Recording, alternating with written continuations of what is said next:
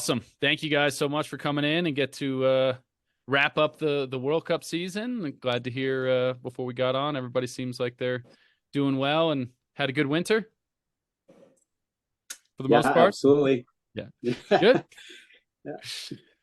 So let's go. I have a little bit of a rundown, a little bit. Let's just talk, I guess, initial thoughts. Rob, we'll start with you, kind of your initial thoughts on the World Cup season, kind of takeaways, surprises, or anything in between. Well, on the women's side, for sure, I think, watching from the outside, the two big storylines are the dominance of the U.S. team, like crazy, crazy, other than Jakara, and like just her ongoing consistency and, dominating at the top of the women's standings, obviously. But after that, just the depth of the U.S. women, kind of all those girls really kind of coming into their own, and it seemed like a pretty unstoppable force right now. And on the men's side, it was just such a great showdown between Mick and Akuma all year long. It was, I was bummed that Mick didn't come out on top on the single side for the globe, but what a battle! It was super fun watching those guys duke it out all year long. Yeah, no, absolutely. It was crazy to watch kind of the back and forth there. And then, I mean, Walter was in the hunt a little bit early too. And it was kind of, and also to see Philip Gravenforce kind of come out of nowhere to come in and finish third on the overall was definitely impressive to watch. But yeah, the back and forth between Mick and Akuma every week, which was the event where Mick kind of made that mistake and left the door open for Akuma to kind of, where was it? Do you guys remember which was it St. Combe? At Waterville. Was Waterville? Well, if you talk to Mick, and I'm going to be biased, so for sure take it with a grain of salt for me, but it's a pretty suspect that quote unquote mistake, the way I understood it, and I could be wrong, and who knows for sure. I wasn't on the judge's stand, but he got a deduction for straight running the bottom section, and that basically cost him the globe in singles right there. So, I mean, that was a tough pill to swallow watching that, and for sure that was awesome. I know, like, must have been awesome for you guys for Cooper getting his first podium. Mm-hmm. But I mean, if I'm totally honest, I think Mick probably did deserve to be Cooper. I mean, Cooper totally nothing. I mean, as you know, I'm a big fan of Coops, and that was awesome to see that. He definitely deserved to be on the podium. But the difference between second and third, right there for Mick, that was the difference in winning the globe. And when you kind of look at his, go back and watch the video from that event and check Mick's, and he was straight for sure. He was pretty straight, but was he any more straight than Akuma or Cooper or most of the other guys? And like the severity of the deduction they gave him relative to how his bottom section, landing the bottom air and bottom section compares to the rest of the field in the super finals, that's a hard one for me to figure out. I don't know. Again, I'm super biased, but couldn't have been 6 points. Yeah. That's a massive. Yeah, that's a tough one. That's a bit of a tough pill to swallow. Yeah, I mean, Mick staying in line skiing, 6 points doesn't really seem like it's ever justifiable to deduct on him. Yeah. No, definitely not. Emerson, your thoughts on the season there? What'd you think overall? Thought it was an exciting one. I think ladies side, like, yeah, US is dominant. I'd love to see them kind of fight Jakara more often. It's awesome to be 2 through 6, but that one spot is the prime one. Stoked on Livy in Deer Valley. I mean, that was incredible to see her go win with the same run that Mick did is pretty unreal. So that was awesome. And then on the guys' side, like, yeah, Mick and Akuma going at it all season, unreal. Bummed we didn't get to see Walter finish it out. I would have liked to see him kind of give more of a fight this year overall, but got to stay healthy and take care of his body. His in St. Combe was unreal. I thought, like, that's kind of his his place where he comes live the most, I feel like. So I always love watching him there. And then yeah, Philip, I mean, another, as Sean Smith says, just Viking on a mission.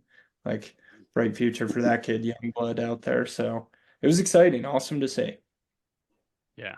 No, it was good. It was good back and forth. I mean, some of those duels, I mean, Lasse and Harald definitely have those Swedes skiing extremely, extremely fast, no matter what the line. They are full on death or glory. It's there's a few It's days you're insane. at the bottom where you're like, this is awesome, and then at the same time you're like, I hope no one gets killed. Yeah, I that's couldn't for sure. imagine stepping in a gate up against one of those dudes. Like what they do speed wise, and then how they come into bottom air and hit it. They're getting off that jump no matter what. Yeah. Yeah. Yeah, it's almost like the jump is the saving grace for them, you know? It's like they're Yeah. so far out of control. If they're like, I can just get to that bottom air and suck that thing up, I'm gonna be fine. Yeah.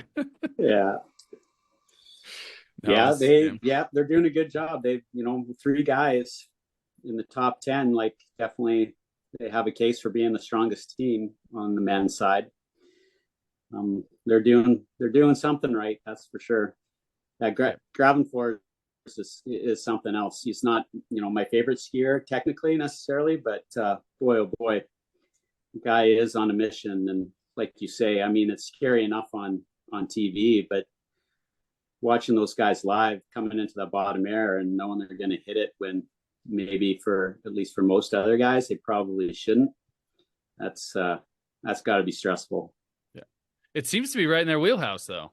They don't seem to be Yeah. freaking out too much though. I mean, I guess when you No. consistently do that over and over again, it just becomes your new comfort zone, right? I feel like most of the other competitors are like, all right, I'm gonna pull the chute, exit stage left. These guys are like, okay, see you later. Yeah. Been here, done that.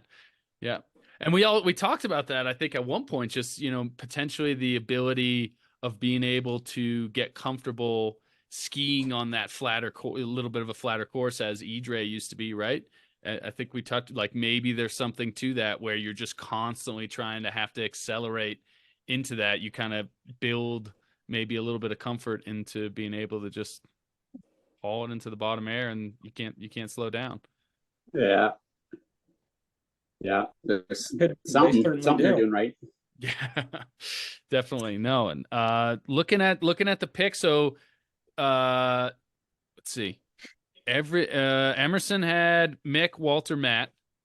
So that was I went back, that was the overall. And if I had known like beforehand, would have been able to tell you that Matt wasn't gonna ski the full tour. So would have Yeah, been that able to would give have been that would have been good information to have. Yeah.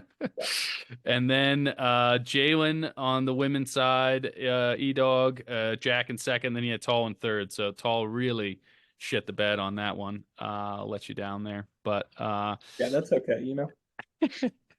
Rob, you nailed Jack and Mick, Olivia, and then I think you had Liz on the female side, and then you had Cooper as the dark horse. And once again, like piss poor coaching. I let you down. I let you guys down here a little bit, right? Like got one podium out of that. Come on. Looks like we have our last guest coming on, so let's get him on here. Let's see. He's entering in. Let me... So Bobby Aldighieri joined in, the man, the myth, the legend. What's your overall impressions for the seasons there? Male, female, takeaways? What'd you think? There's a lot. I mean, that's a really, really broad question. A really broad question. Yeah, I mean, yeah, I don't know, just to go to the men, I'm not sure why, but I mean, yeah, Mick, well, he's the GOAT, right? But I don't, he didn't win. He won duels, didn't win singles, right? Got the overall, got the duels first time. I think it was 10 or 11 straight for singles, right? I mean, I guess they just broke it up, but yeah, he had I want to say it was 10 straight. Maybe it was 9 straight. Well, the year he was injured, Matt Oh, that's right. won That's right. that one Yeah. year COVID that year. kind of That's broke right. it up. That's right. Yeah, I mean that's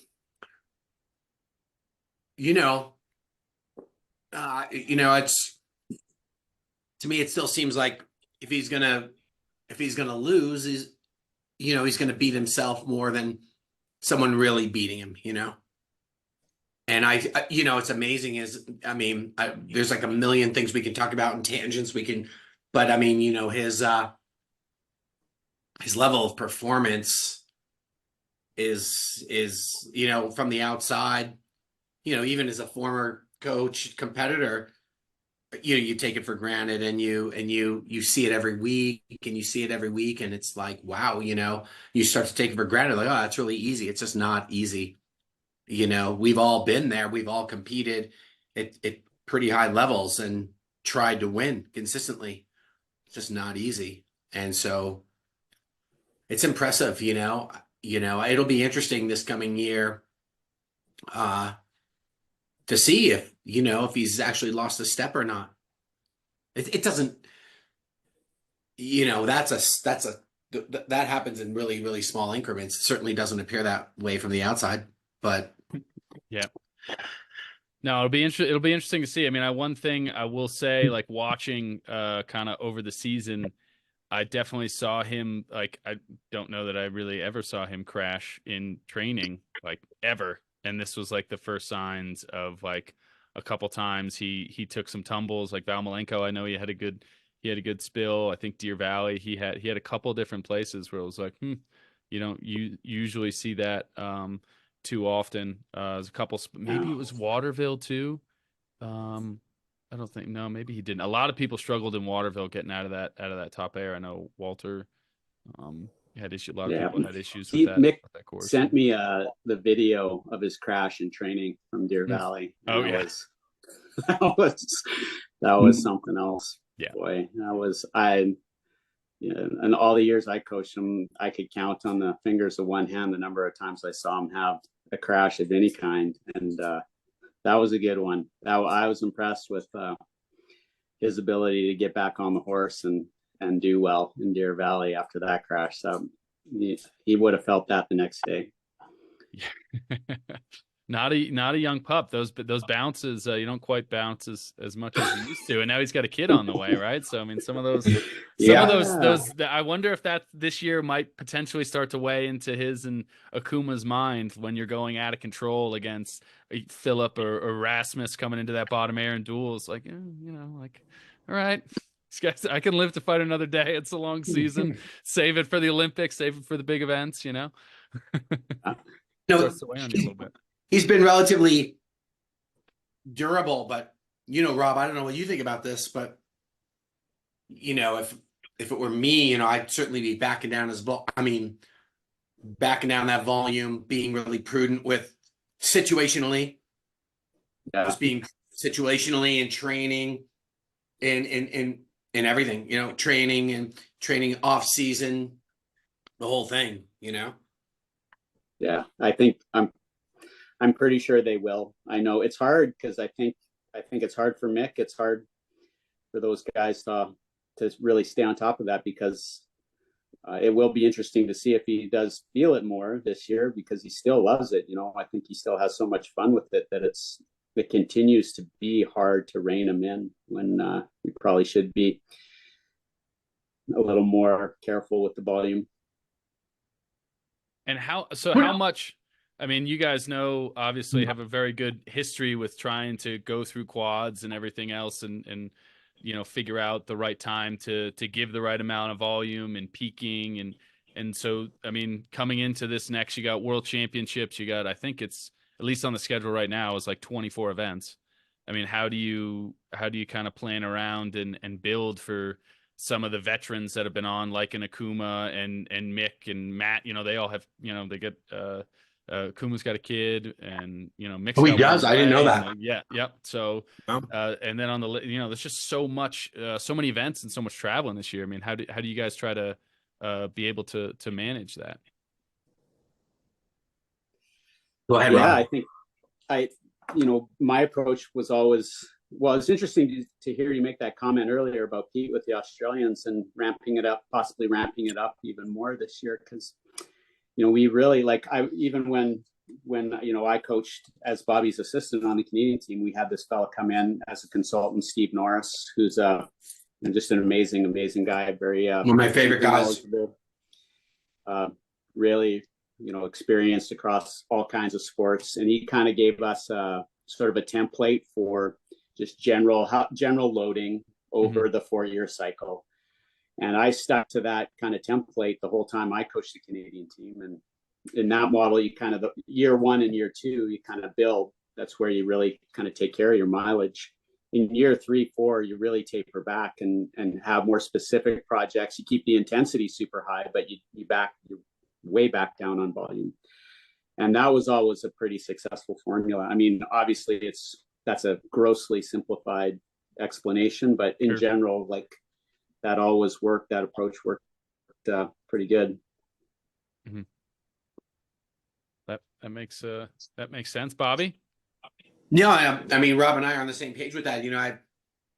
With Olivia, we've had numerous planning meetings. We were on the phone 2 days ago for 2.5 hours talking about volume and on FaceTime and talking about volumes and how it was going to go from camp to, they've got their camps set up and how it's going to go camp to camp to camp, basically. And then you have to, you set the program and then you adjust as needed, less or more, but largely, over time, Rob, I think you would agree, over time you get a sense for, what a training camp will look like and number of runs, basically number of runs, and then, per cycle, per camp, and you taper it off, and then, also they get really, especially like maybe a guy like Mick or like someone that's really into it,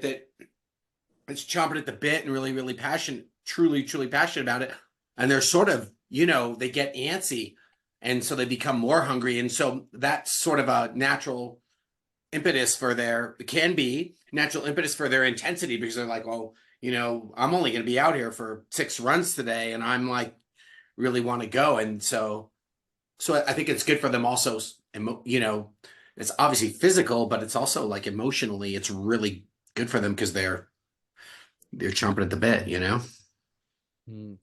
If that makes sense. That makes sense. But so how is it pertain, I guess, like as a coach? Because I was talking with Emerson like earlier today, and I was up at like 2:00 in the morning thinking about some video that he had sent me, and I couldn't really sleep because I was like, I wonder if he actually liked the video that was sent. Did he actually think like what we were trying to work on with the upper body or whatever else was going on? Like, was that good or was that bad? I never really asked. He's just like, oh, it's and it's like, all right. So like so when it comes to, I guess, the coaches out there, how anything you can do to help me be able to sleep at night, or am I just constantly going to be thinking about body position and drills and that's just the way it is? Yeah, well, for sure this time of year, it depends, on the context, I guess. But like Bobby said, you start to get an idea of how much volume you need, how much volume is appropriate kind of per the individual, and how much volume you need. And if you're looking at something like their body position, their posture while they're skiing, and somebody that's got a big deficiency that's maybe more than just, technically based, you kind of get an idea. You might have some good ideas on drills that you can use, but as you know, it's not just a matter of going out one day and being able to successfully do these drills. It's going to take, the volume to make it ingrained, to make it a reliable, transferable motor pattern that's going to not totally regress under intensity and pressure and tough conditions. And so, that's you kind of have to weigh those kind of projects with, like at the highest level, maybe you can kind of take those on and have a good permanent improvement that you can take into the season, but maybe you kind of save that one for the next cycle, assuming there's going to be a next squad. Sure. And you kind of take the ball and run with what you got a little bit more and try to optimize, the health and fitness of the athletes. And try to maximize what you've already got. If you've determined that that's going to be enough to be a contender, to be on the box, then that might be, those are the fun decisions. Those are the tricky decisions where, do you take the gamble of putting a whole bunch of eggs in this one kind of technical project basket and, take all the time and energy for this off season and try to make that change? And, you probably do at one point, but, you better kind of understand the consequences and have a good plan and understand the actual volume that it's going to take. And for the kids, make sure the kids understand that they can't just kind of come out and do it successfully once or twice and think they've got it beat. Yeah.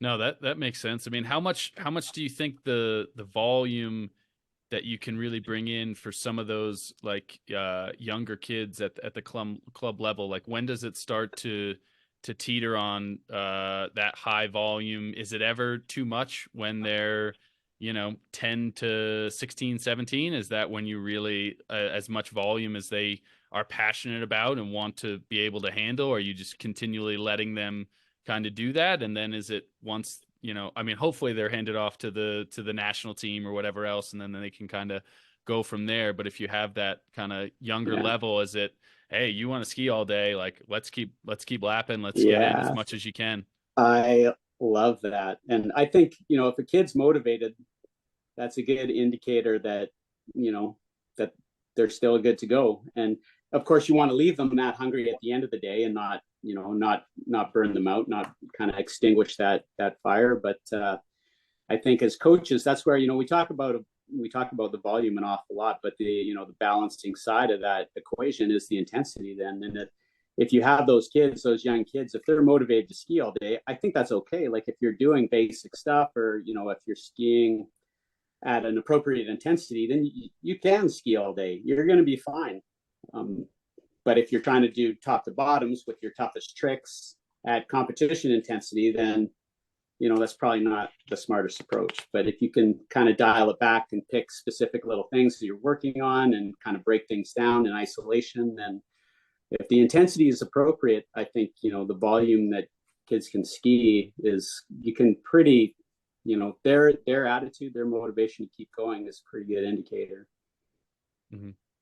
Yeah, it's interesting. I haven't spoken with Rob about this stuff in a long time, but I'm right there, with my, you can have these like micro cycles even with young kids, but when it comes to general training, like general off-season training, I don't know about 10 years old, but certainly like those high school ages, you can load it on them and load it on them, and then let them, really have on the rest days, like let them, rest, recover. Like if you're doing it right, if you're running a tight program, you still have them spin and maybe contrast bath and whatever, but you're letting them like have a proper rest on that rest day.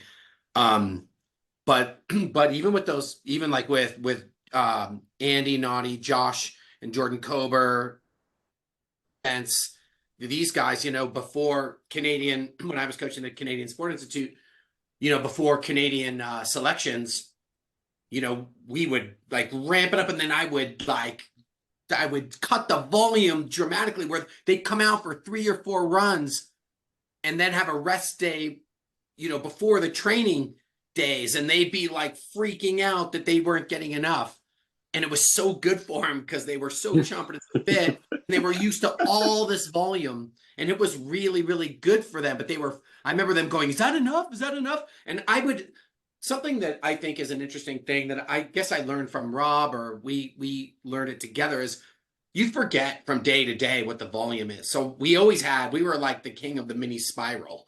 And so, and then so you can do it on your computer, but it becomes convoluted and whatever. And you just do it. Sometimes you do it like how they're feeling almost that morning. But what we would write down, or I would, and I think we did this too, Rob, like whatever, top to bottoms at X% of intensity, you're going to do 2 of these and 1 of these and 4 of these, and then you hand it to them, but then you remember it. Then the next, because you forget from day to day, then the next day, dial it back a little bit, on those during those training camps, Mm-hmm. So you keep them fresh, and you always, man, this is like you could talk about this stuff forever, but you always have to ask, there's got to be an urgency for improvement. But you always want to get high quality out of them, and you have to ask them for high quality. Like there cannot be any dilly-dallying, like any mediocre effort out there. But part of that is on you to keep them fresh and be able to read them. Or like, Rob, when he was, after I left, they had this, you can elaborate, Rob, but they had this jump test, where they would jump and they would measure like where they were, and the X height would equal their fatigue level, and then they knew how to adjust their volume via that fatigue level from the height of the jump. Am I like close on that, Rob? Or Yeah, we used the counter movement jump test just to kind of assess, athlete readiness on any given day, and that was super useful tool. Yeah, it gave us the ability to make those little micro adjustments in the moment when it still, when you had a chance to make a timely adjustment before it was too late. Yeah, it was a good little tool for sure. And something for Rob's record too, he had really, he had a really good team, but also he had really low injury rates. And so, I mean, that's kind of what it comes down to. Like, you want to get quality out of these guys in as much quantity as you can. But like, you have to look at each individual guy, like how many cycles, how many quads has this guy or girl been through? Right. So if I've been through two, like especially the third, you got to be really, I don't care if they're like this is Olivia's second, well, it's her third quad, but it's going to be her second quad to ski at a games. And she's only 24, barely 24. Mm-hmm. But relatively speaking, she's not, like her body's got some miles on it, Mm-hmm.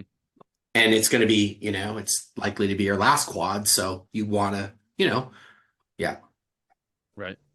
Yeah. Well, it's interesting on the different jump tests, because I know I've seen some science and data on the fact that grip strength when you get up in the morning is a huge indicator of the level of, I guess they're able to tell like if you're like going to become sick or something along those lines, like really weak. And you get out of bed, I don't know what you're supposed to, I think that you can just do it with like a scale or something, and being able to get in some of the pressure and how strong your grip strength has a big influence, or strong data on how ready you are to seize the day, apparently. Yeah. That's super interesting. Yeah. I think there's a number of ways you can do it via heart rate, Mm-hmm. right? The counter jump, counter movement that Rob did. There's probably, that's an easy one. The grip strength is an easy one. Interesting. Yeah. Being able to tell how ready you are to kind of start the day. Let's go back a little bit to some of the World Cup stuff, and let's talk about, I guess, who was like the biggest surprise for you guys, kind of going back, looking on the season. Was there anything that really kind of jumped out, male, female, just in general, kind of the sport? Doesn't even have to be World Cup, can be NORAM Tour, Europa Cup, whatever you feel like chatting about. Emerson, I feel like you've been quiet over there, Emerson. Why don't you go ahead, Emerson. Why don't you kick us off? Honestly, the biggest surprise and like kind of lookout person I saw a video of this year was I don't even know his name, but young Japanese skier that won duels day at Junior Worlds. Okay. Yeah. It kind of been seeing him just on the internet throughout the season and being like, wow, this kid's unreal. And then watching Junior Worlds was like, holy crap, this kid could be, the next Akuma, and he's young. And Is he the one they call the mini Akuma? Is that him? I think so. And I wish I could remember his name right now, I'm but gonna try and pull it up for you. That guy, I spoke about that guy with Desevich. That guy's got some skills, physical skills. Yeah. He was with the Japanese, one of the Japanese crews I was training at Apex early season in late November, early December. And he's got some special stuff, that's for sure. I could be butchering this, but it's Iki Fujimura. Okay. It's pronunciation could be totally I'll go with that. Ikkei Fujimura. There you go. Yeah, Mhm. rips, and like I'd love to see him break onto World Cup here soon and see what he throws out there and what he can do and how long it takes him, if it takes him a long time to kind of really put his name out there on that tour. Interesting. Yeah, it's interesting with the Japanese. They're so good. They have so many good skiers. And other than Akuma, like they kind of still perpetually underperform a little bit. Like I have a ton of respect. I don't mean that to sound demeaning in any way. I think, Yanni's a great coach, and their whole coaching staff. I think they do a great job, watching them train out of competition too. Like they're super on it. But they should do better. And, just kind of looking through the rankings here, like after Akuma, like their top guy in the World Cup was 12th on the Grand Prix. And on the women's side, like after Henri got injured, then the top girl was 6th after, all the US women. Mm-hmm. And they had that second girl, but they're so good. Like the year I coached for China when we were in Zermatt and in Hydrofall training, like they had, when they were kind of stuck, they couldn't go home because of COVID, and they just trained wherever they were, like kind of stayed on the road and trained full time. It's like the Japanese Mogul army. They must have had like 40 or 50 kids. And they're all good. Like there's a few standouts, like the fellow that Emerson pointed out, but they're all good skiers, and they just somehow managed to not find their way to the top of the standings. Yeah, it's I know at least on one of their kind of bigger Kosuke, I believe he blew his knee at Georgia, so he was kind of out a little bit early, and then also Reno Yanagamoto who was kind of in the hunt a little bit earlier in the season. I think she got hurt at Deer Valley in the bottom section, maybe singles or something like that, because I know she was doing pretty well, and then kind of got hurt there, and she didn't ski the rest of the season. So they did get a little bit bit by the injury bug, but they did have one of the girls won the Rookie of the Year, which I think was the first time in a while that it hasn't been somebody from the US or Canada. That was a good wasn't Haruka Shiori Asano, I think won the Rookie of the on the women's side. And then it was David Louis Chalafu on the men's side, even though I think he got hurt, but he had a great year going. So he got injured. I want to say Waterville. I think David Louis got hurt there, but yeah, I think you're right. I think you're right. The between singles and duels, like maybe in the duels competition. Mm-hmm. Yeah. No, that course was brutal. I think he was to super final in singles there, and then Yep. So interesting to see how that goes. Any surprises or for you, Bobby, kind of looking back? Interesting surprises from the season, whether Europa Cup, NorAm.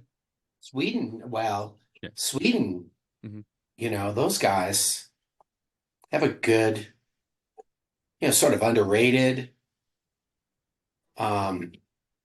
Just generally speaking, I think some of those boys are, I don't think any of those guys are technical geniuses, but they're just hard chargers, a lot of spirit.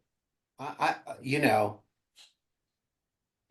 like those guys. I think, Lasse is, I think that whole thing, I think Lasse is probably a slightly underrated coach. I think those guys are a little bit, sleepers, yeah, I like that team. I like kind of the way they go about it. I mean, it's, again, technically, not so much, but what do you guys think about that? Yeah, I mean, I think Harald and Lasse, I mean, they do a fantastic job. I mean, every event they show up, they adjust, They go top to bottom. You don't really hear any of the kids like bitching or moaning. They pretty much always Mm. have a smile. They always have And a smile they on their keep doing it. face. They keep doing it with these kids that you've never heard of before. It's like, who's the next one? Who's this kid? Look, looking at these guys like Robin Olgard, 29th in the Grand Prix. Emil Holmgren, I kind of heard of him before. Albin, yeah, Emil and Albin. These guys, like the other Rasmus Stegfeld, like where do they just kind of keep coming up. It was when Ludwig retired a few years ago, I thought, it'd probably at least plateau a little bit here. And then with, Walter kind of being a little bit chronically injured. But no, like these kids, they keep coming out of the woodwork and kicking ass. So yeah, kudos to those guys. Really maximizing it, versus, almost like what Rob was saying, like almost versus Japan. I mean, you look at, I don't know how many mogul skiers are in the country of Sweden, but it's, you see these countries emerge. But if you look at maybe Kazakhstan some years ago, I think maybe I don't know. I don't know those coaches. They've been here in Steamboat, but to me, that was maybe more sort of right place, right time, maybe a little bit of luck. But to me, when you look at, Lasse's track record's good. Like, it's good, and it's a different thing than what I would do. I think than what Rob would do. But you can't deny, it's like these guys come out of the woodwork, and there's some nurturing going for sure within their system. There's some nurturing going on there.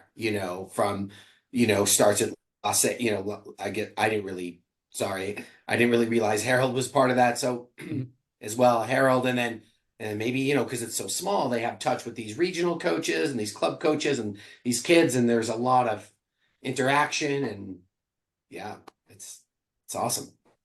Yeah. Well, it's also, I think it's part of the fun aspect of the sport, and the fact that you have there's such differences of styles depending on country. And we were touching on this a little bit earlier, like from the different aspects of judging, what one nation or judging kind of looks at and thinks is completely different than kind of somewhere else. Right. And, what one person might find boring, another judge is like, oh my, look at all this upper body movement. Clearly they're skiing aggressive and this is so exciting. Like, it's really funny to go back and watch a lot of those older videos and be able to see, like, I remember talking to Mark Moeller when I was rehabbing my knee, and he was like, well, what's your celebration like? And I was like, what do you mean? He's like, you don't practice the celebration? He's like, what's wrong with you? He's like, you got to sell it. He's like, what do you mean? You got to be amped, and you got to like sell that run more than anybody. And I was like, all right, that's a good point. I'm going to start celebrating every time, whether I hated that run or not. I don't just, this is great. I mean, we could go on and on. I just realized this could be like it's 22-hour podcast, but you can't manufacture the celebration though. You cannot be, you can't be looking in the mirror or having your girlfriend video you and working on your celebration. You can practice the celebration, Bobby. You can practice the celebration. Dude, that came from my heart when I was skiing. When we were at the FIS Open in Idre, and E-Dog probably remembers this. You were coaching, I think, Park City at the time, and I was helping out Wasatch. All of our kids were practicing the celebration, including Cole McDonald. Cole McDonald got the win there. That guy, Cole McDonald beat Akuma. He celebrated. You better believe it. Practicing it. Emerson, did you work? Emerson, you're the guy. I mean, you're the pop. Did you practice your celebration, bro? I didn't. I probably should have, based on what they were. No, that was sheer emotion. But I mean, sometimes I'd claim a training run, but again, that was just sheer emotion. I was like, that was money. There's kind of a gray area, I feel like, between where it's genuine, but maybe embellished a little bit, versus sometimes, like there's definitely some kids, thinking of some maybe semi-recently retired Canadian girls, maybe, where it was pretty manufactured and pretty transparent and pretty embarrassing. It's like, not me. Nah, blowing Like the blowing and the kisses. Yeah. I have an Yeah. epic, I Yeah. think it's 2003 World Championships. Toby Dawson comes across and he is, I mean, it's genuine, but he just like rips his helmet off. He's got the poles going. He's trying to get the whole crowd into, I mean, he had a great run, but I don't think he was too pumped with the score, but everything was off. He was totally like fired up by it. And you see that most of the time though. A lot of those runs, people are pretty fired up, but he did. Yeah, I think he got maybe bronze there. Maybe it was fourth. 2003. Yeah, but he's a big Selly. Big Selly. Yeah. A lot of the guys do. Like Mick's got a good celebration finish line. He owns that. Like he's pretty in charge. Like a lot of the guys, the top guys, when they really, when they're kind of sticking their necks out there to get the job done, and when they do, it comes across as being pretty real. It's pretty those are kind of cool moments. Yeah. Mm-hmm. Well, I'm sure on some aspects when you've laid down a run, there's just like the raw emotion of it. But maybe if you're going to get that extra half point and you're going to sneak your way into sixth place instead of seventh, with just adding a little extra, ski extra 4 turns across the finish, right? Like if it's such a big thing about skiing the finish, everyone's all about, well, as we touched on earlier, like with Mick really getting screwed. And I agree. I mean, I thought he got hosed there, even though Cooper ended up benefiting from it, but still like, I told him after the fact, I was like, dude, did you see Mick in the F1? He didn't do it in the F2, but in the F1 in Deer Valley at that next event, he did like 6 turns after the finish line. It was awesome. Yep. Put a stamp on it. I mean, 6 points in Waterville to get deducted was definitely like a huge, I mean, it was interesting to kind of see that, especially throughout the season. It was nowhere along the line had there been anything, they kind of talked like, like ski your bottom sections, but it was like apparently decided that run then and there. Oh, that's the run that straight runs like a bottom. It was like, really, of all the runs, that's the one you're going to kind of pick apart. Yeah. Yeah, it was definitely interesting to kind of see them pick and choose on when they wanted to decide there. But kind of looking out, I mean, what do you guys think for expectations kind of as we wrap up this season and looking ahead a little bit? We touched on it a little bit. You have all those events in the future coming forward for next year. You got there's supposed to be the test event in Livigno on that course there, so that'll be interesting. And then World Championships, which is really late. It's like March 19th, so pretty late in the season after you've had those 13, 14 stops. What kind of initial thoughts like through the summer, closing out last year, looking ahead a little bit? Well, one thing I'm curious about, and it's not going into the season, I can't remember specifically what my picks were, Bobby, at the start, but I remember being pretty high on Cooper, but also the US boys, and on the women's side, it's so dominant, like those girls really crushed it. On the guys' side, I wouldn't have necessarily said I expect them to take over and dominate the tour, but I feel like there too, like I think those between Cole and Nick and like those 2 guys in particular, I feel like they should do better. If they ski their best, they should do a little bit better. So I'm a little bit curious as to to their approach and how they're kind of going about addressing that. And it would be nice to see those guys kind of step it up and see if they can kind of respond and have a strong pushback going into next season. And I think if they live up to their potential, they should, both those guys, Nick's 5th in the world, that's pretty respectable already for sure, but I can't help but feel like he should be popping up onto the podium a little more regularly. And Cole for sure, like you say, that year he beat Akuma at the FIS event, I mean, like this kid was coming. And I remember telling you at the time, even Bobby, is like, I was there, I kind of knew Cole's name. I knew he was a good skier. It was like, who is this kid? But then, watching that event and then watching him perform at at Ruka the following event. It's like, okay, this kid is for real. And yeah, if he can figure it out, he's going to be right up there. Yeah. No, Yeah, absolutely. yeah, I like that guy. I think he's got good raw skills. I don't know what his day to day is like. I don't know him. But I think he's good. He's good. He's got good body position. He's got good hand position. He's certainly not afraid. He takes it down the hill. Turn shape is pretty good. It's like B plus, kind of thing. I think it's just his, I don't know what his day, I think the day to day would be the question, is the guy like doing it?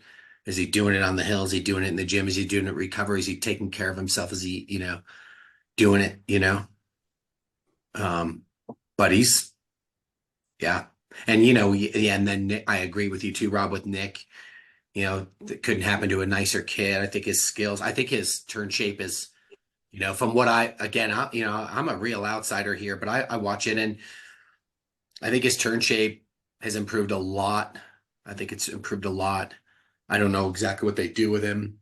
If it were me, I'd have him running stubbies, a lot of stubbies or brushes and working on positioning over the arch ball, the foot, and getting the ski to, arc a little bit more, arc release, foot containment, a little less of the slide. But I think they've done something. It's obvious they've done something with that guy to improve that turn shape. So that's good. Yeah. Mm. Anybody else on your list there, Bobby? Kind of looking ahead for next season. Anything popping out? Uh, in the US or just Just overall? overall, anybody? Yeah, Wendler's he's an interesting one, I Oh yeah. coached him for a long time. I think we had this discussion. I had this discussion with Desovich the other day. He's got a good turn shape. I again, like, I know what he did with me on the day to day, but I don't know. I don't know what he does. I don't know what he does with these other guys on the day to day and the week to week and the month to month exactly. Mm-hmm.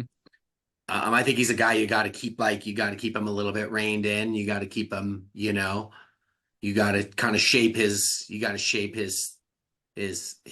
career a little bit, but he's always been a guy of high, high physically really good, really good acrobat too. I coached him a ton on tramp and water ramp too, but yeah, I don't really, I follow it, but I don't know what exactly like with the jump package with him, and I'm not so sure, Mm-hmm. not so sure. But I think he's an interesting one for the US men, I guess, Yeah. No, absolutely.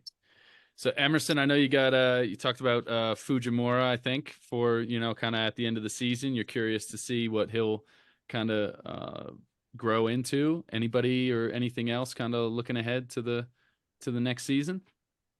Yeah, I mean, on the women's side, I'm really excited to see who we get back. Like, do we see Perrine step back on the stage? Do we see Henri back Mhm. out there, right? Like, I think those are two huge questions that do add a lot of weight to that extremely dominant US women's team. Like, I hope they can come back out and keep doing it, but right, they're trying to peak in 2 years and they're really, really good right now. Mhm. So I hope they can repeat that next year, and those two ladies coming back could be a big variable in that. Um, Yeah. really excited to see what Liz Lemley does. Yeah, You know, absolutely. what she does with her training this off season and how she approaches next season. Like, I think that's a young lady who has so much talent and skill and could really fight Jakara day to day with the right approach. So I'm excited to see her build into it. Yeah. Um, and then on the men's side, yeah, like a guy like Cole sending him back down to D team in the US, like I don't know, give him a reason. And I think he'll show up for a lot of us next year.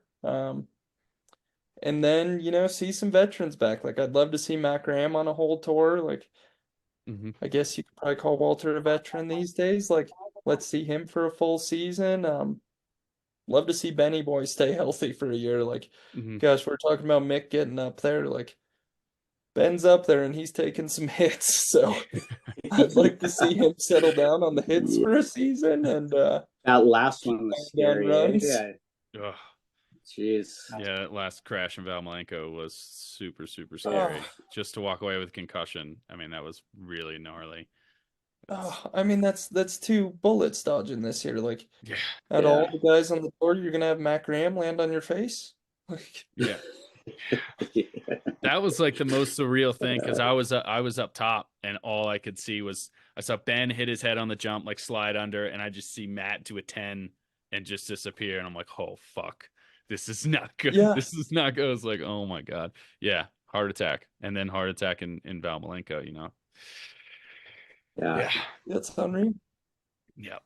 No. Yeah. So Well, it no, I was think pretty it's interesting having exciting. you guys come to Apex, Bobby, when you guys did your camp with the Australians. And like, I feel kind of the same as you, Bobby Aldighieri, Bobby. And when you say you kind of feel like a bit of an outsider now, because we don't, like, I really miss that. That's one thing, we're just watching everybody train, watching the field train and how they go about their business, how they carry themselves on the course. And the one thing I can say, I can't, most of the kids these days, I don't really have a super good sense of how they're taking care of business day in and day out. But the one person I got to see when you guys were at Apex, Bobby, was Jakara. And Mhm. I hope those US girls, if they want to continue to dominate, I hope they understand what they're up against in her approach to training.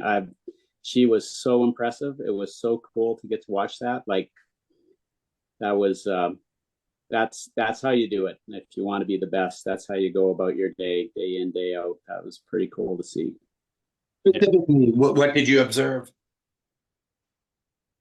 Like what was Just that consistency of intention and focus, like just her body language, just steady. Like you always used to say, Bobby, like, not so high highs, not so low lows, just steady, just focused every run, not wasting runs, not blowing out because of the crappy little mistakes, like getting things done, finishing what you start, just staying on task. And just the level of her performance every run. I mean, it was, she was skiing. I hate to admit it, but she was skiing pretty consistently faster than the fastest guys at our Canadian selection event on that same course. Now, those guys got on the line and did some shovel work for sure. They opened it up a little bit, but still, A lot like of shovel she work. was skiing faster than our fastest guys consistently, with her regular jump package. And I mean, and not just like, did you see that one run she did today? It was like every right? run of every day, just come out and just getting it done. And very little drama, just very steady, very like just all business, just really, really impressive. Yeah. No, absolutely. All business all the time. It's definitely fun to it was fun to be around and yeah, watch her work and the whole Aussie team. It's been that was kind of Matt's first kind of camp back and he only got a few days to kind of gear up before we went to it was St. Côme. And so that was really good to just see him come in and have everything prepped, ready to go for those guys. And Cooper was in as well and really that prep camp definitely paid off in the North American leg. Now, Cooper had some nagging injuries, nothing too crazy, but kind of hampered towards the end of the season, so he wasn't able to finish it out. But yeah, that was a lot of fun. It was a great camp, and yeah, for letting us come up and let me shovel a line for 2 or 3 days to get that thing all ready for everybody. That was fun. Yeah. The gun barrel was all But worth it. It was good for. yeah, I hope they come back, and I hope you guys come back as well. That was a real pleasure to host you guys. That was super fun to watch. Yeah, No, definitely that was a blast, and excited to have Jackson Harvey back in the game next year. That'll be good. You know, it was unfortunate to have him miss the whole season there. First day in Ruka, that was really tough. But I know he's been talking with him, and he's been grinding out that rehab, and I know he'll be back, and he'll be chomping at the bit, ready to get back and find his rightful place at the top of the World Cup standings there in the I hunt, think in the fight. the guy's got some skills for sure. I mean, he's in the right place too, boys. It's a good call. Good call for him to go with Australia. That's a good call. And yeah, I was just thinking about this too. You get talking about Graham, you know, you talk about a guy that's like still at a really, really, really good level, you know. How old is that guy? He's like 45, 50, something like that. I mean, that guy's He's younger than Mick. he's is he? Yeah. Younger than Mick?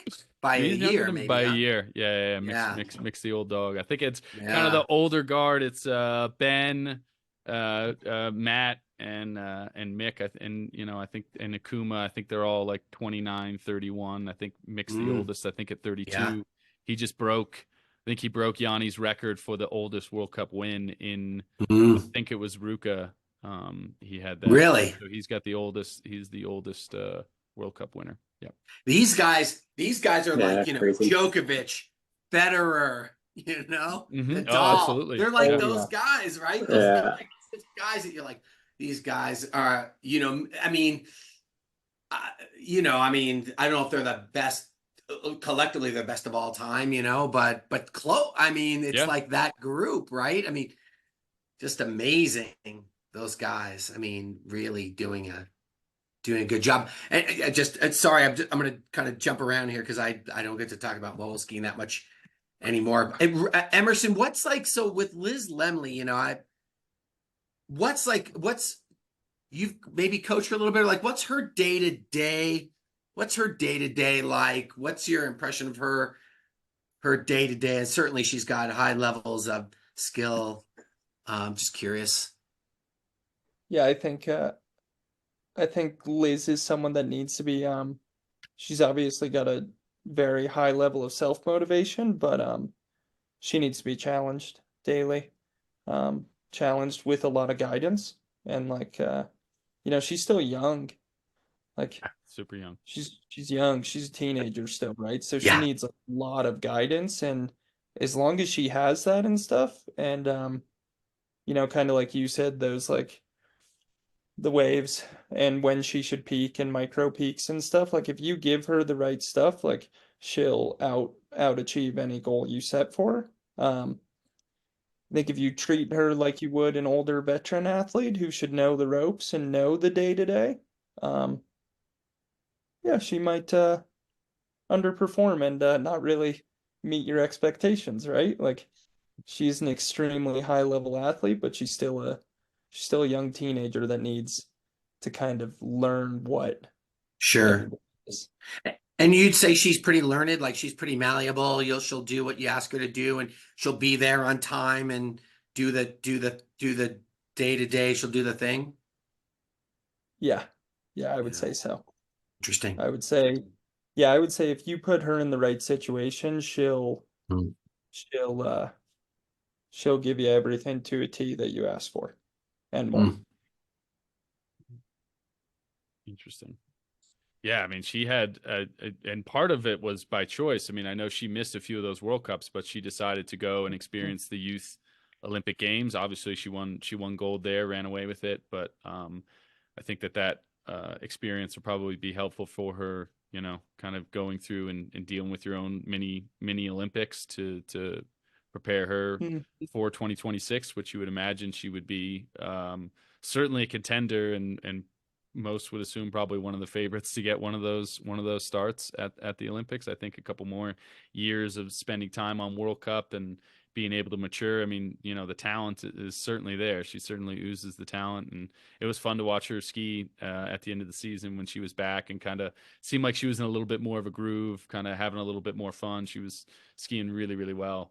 So I think that yeah, it'll be great to kind of watch her continue to grow over these next few years and she's got fantastic, yeah, It's got everything that you would want, right? Great turns, big airs, exciting. Yeah, fun to watch. That bottom jump is it's big. It's big when we were in Deer Valley, and then when the US team was training here and Steamboat was like that bottom air is big. It's legit. Yeah. Yeah. Oh yeah. Well, guys, this has been awesome. I really appreciate you guys being able to take the time and chat and talk about World Cup season, coaching, all the insights. I really appreciate all you guys. This is it, coming on and dude. doing this. I thought we were on for another hour and a half. We'll be able to do this Scratching again. the surface here, bro. We'll be able to do this again. All right, when? Tomorrow? Yeah. When? Sure, tomorrow we can do it again All tomorrow. right. Okay, see you guys tomorrow. All right. Well, thank you guys. Appreciate it.